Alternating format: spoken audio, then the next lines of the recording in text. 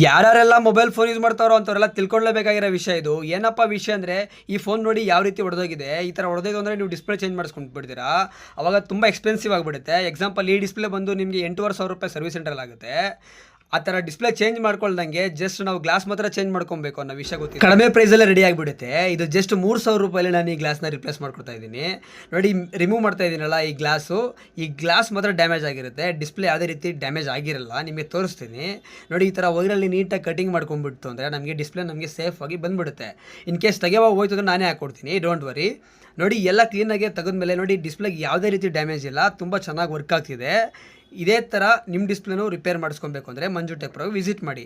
ನೋಡಿ ಎಷ್ಟು ಚೆನ್ನಾಗಿ ವರ್ಕ್ ಆಗ್ತಿದೆ ಅಂದರೆ ಬ್ರ್ಯಾಂಡ್ ನ್ಯೂ ಡಿಸ್ಪ್ಲೇಗೆ ಏನು ಆಗೇ ಇಲ್ಲ. ಸೊ ಹಂಗಾಗಿ ನೀವು ಬರೀ ಡಿಸ್ಪ್ಲೇ ಮಾತ್ರ ಚೇಂಜ್ ಮಾಡ್ದಂಗೆ ಗ್ಲಾಸ್ ಮಾತ್ರ ಚೇಂಜ್ ಮಾಡಿಸ್ಕೊಳ್ಳಿ. ಇದೇ ರೀತಿ ಯಾರಾದರೂ ಸಫರ್ ಪಡ್ತಿದ್ರೆ, ಗ್ಲಾಸ್ ಹೋಗಿತ್ತು ಅಂದರೆ ಅಂಥವ್ರಿಗೆ ಈ ರೀಲ್ನ ಶೇರ್ ಮಾಡಿ. ನನ್ನ ಅಕೌಂಟ್ನ ಫಾಲೋ ಮಾಡ್ಕೊಳ್ಳಿ. Thank you.